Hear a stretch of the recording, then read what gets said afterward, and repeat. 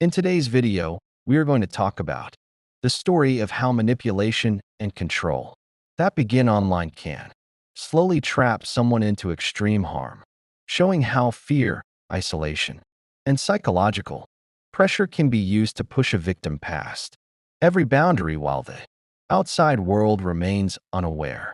It exposes the injustice of how a twisted online relationship escalated into real-world violence, and how silence, missed warnings, and delayed intervention allowed something horrific to unfold until it reached a point of no return.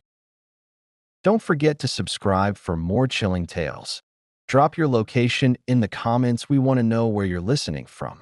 This is Silence After the Screams, your weekly dose of spine-chilling true crime. Like and subscribe so you never miss what's coming next. And the story begins.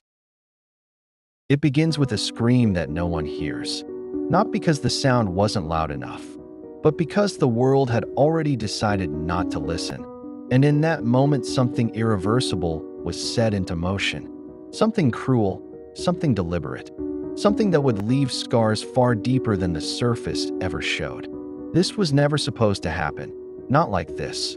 Not to someone who trusted too easily, who believed that words on a screen could not reach out and hurt them, who thought curiosity was harmless and that danger always announced itself loudly, with warning signs and flashing lights, instead of creeping in quietly through a chat window that felt harmless and familiar. The injustice is simple and unbearable, because what followed was not an accident, not a misunderstanding, and not a mistake, but a slow, intentional act driven by manipulation, control, and a hunger for power that grew stronger with every message exchanged in the dark. Fear did not arrive all at once. It arrived in pieces, building slowly as unease turned into dread, and dread turned into a paralyzing realization that there was no easy way out anymore, because the trap had already been set long before the victim ever realized. They were inside it. There was trust first, then dependence, and then isolation. Because that is how these stories always begin, not with violence, but with persuasion, with reassurance, with the careful stripping away of safety, until nothing remains except obedience and fear. Every message pushed the line further.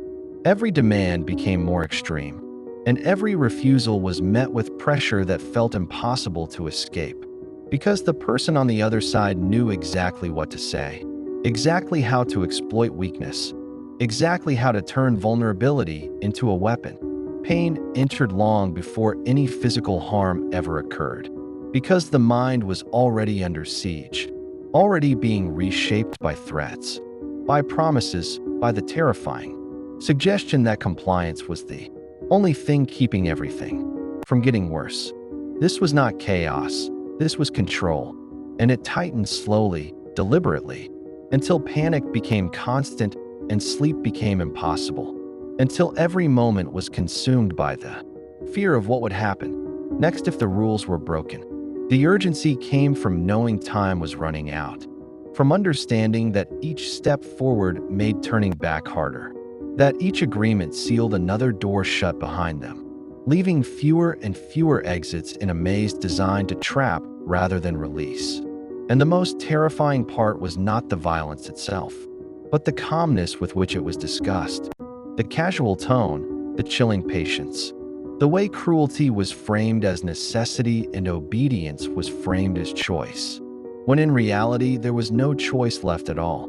What was happening was wrong, deeply wrong, but fear has a way of silencing reason. And when survival feels uncertain, even the unthinkable can begin to feel inevitable. The urgency came from knowing time was running out, from understanding that each step forward made turning back harder, that each agreement sealed another door shut behind them, leaving fewer and fewer exits in a maze designed to trap rather than release. And the most terrifying part was not the violence itself, but the calmness with which it was discussed, the casual tone, the chilling patience, the way cruelty was framed as necessity and obedience was framed as choice, when in reality there was no choice left at all. What was happening was wrong, deeply wrong. But fear has a way of silencing reason. And when survival feels uncertain, even the unthinkable can begin to feel inevitable. The injustice grows heavier here, because no one intervened, no alarm was raised in time, and no system caught the warning signs as they piled up one after another. Because the suffering was hidden behind usernames, encrypted messages, and a screen that made everything feel distant until it was far too late. By the time reality crashed in, the fear was no longer abstract, and the danger was no longer theoretical, because the line between words and action had finally disappeared. And that is where part one ends. Not with answers, not with relief, but with a realization that something irreversible has already begun. And the worst part is still waiting just ahead. By the time the situation became impossible to deny, escape no longer felt like an option, because fear had already done its work, tightening its grip until every thought was shaped around one single goal: survival. No matter the cost, no matter the damage, no matter how much of oneself had to be surrendered to make it through the next moment. The pressure was constant, relentless, and exhausting, because the person pulling the strings never slept, never softened, never showed doubt. And every interaction carried the same unspoken threat, the same reminder that resistance would only make things worse. What began as words became commands, and those commands carried consequences that felt terrifyingly real. Because the power imbalance was no longer imaginary, it was enforced through exposure, through shame, through the promise that everything would be destroyed if obedience stopped. Fear changes the way the mind works, and soon every decision felt wrong. Every option felt dangerous, and the future narrowed into a tunnel, where the only visible path forward was compliance, even when compliance meant crossing lines that should never be crossed.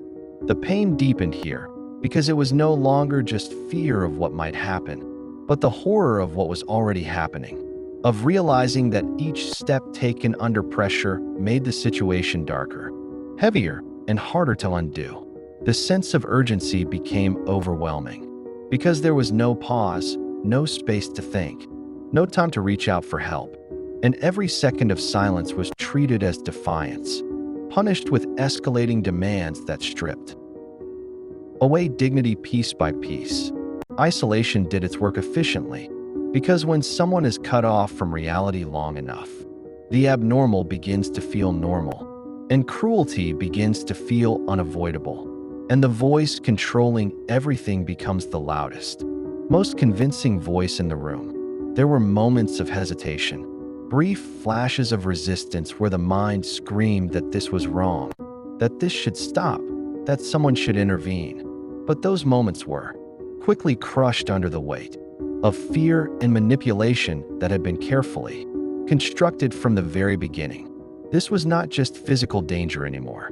It was psychological imprisonment, a state where even the idea of escape felt dangerous, because the consequences had been described in such vivid, terrifying detail that the imagination did the rest of the work. The injustice becomes unbearable here, because the suffering was not sudden, not impulsive, and not accidental, but drawn out deliberately, stretched across time to maximize control and despair. While the outside world continued on, unaware that something monstrous was unfolding in silence. And through it all, the person responsible remained distant, detached, almost bored, treating devastation like a game, like an experiment, like something to be observed rather than stopped.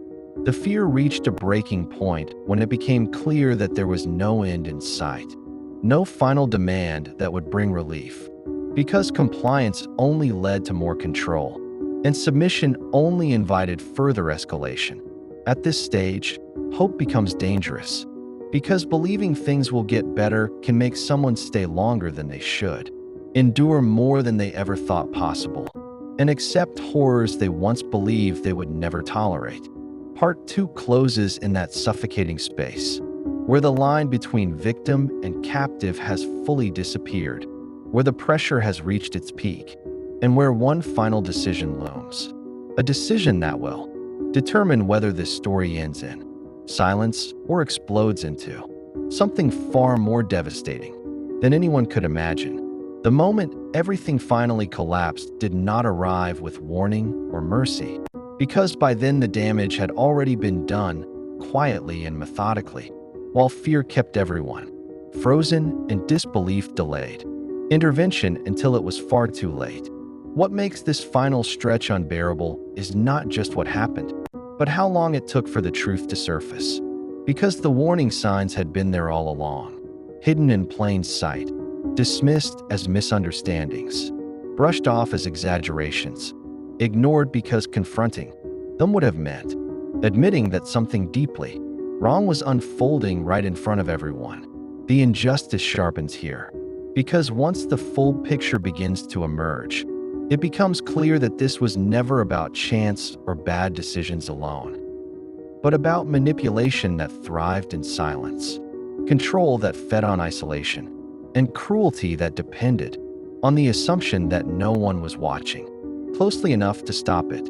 When the outside world finally intervened, it did not feel like rescue, because rescue implies relief, and relief did not come easily.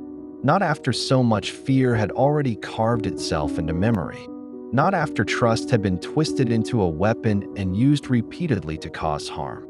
The urgency shifts in this final act, because now it is no longer about surviving moment to moment, but about reckoning with the aftermath, with the weight of what has been lost, and with the unbearable realization that nothing can undo what has already happened. Every detail becomes heavier, every revelation more painful, because understanding the full scope of the manipulation means confronting how calculated it truly was, how carefully boundaries were pushed, crossed, and erased until resistance felt impossible and escape felt unthinkable. The tension tightens as accountability finally enters the story, not as a clean solution, but as a complicated, imperfect attempt to impose order on chaos. Because justice, when it arrives late, often feels hollow, fractured, and incomplete. There is no comfort in knowing the truth here, because the truth does not restore what was taken. It only exposes how vulnerable people can be when fear is used as leverage and trust is turned into a trap.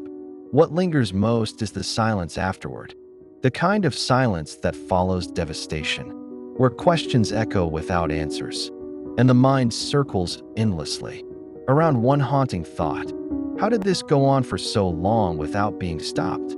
This is where the story refuses to offer closure, because some wounds do not heal neatly, and some cases do not end with clarity, only with the uneasy knowledge that what happened could happen again under the right conditions. And just when it seems like everything has finally been laid bare, one final detail emerges, a detail that reframes everything that came before, a detail that suggests the truth may be far darker, far more complex, and far more unsettling than anyone was prepared to accept. Because the real horror is not just what was done, but what may still be hidden, waiting in the gaps of this story, where the answers should be, but are not.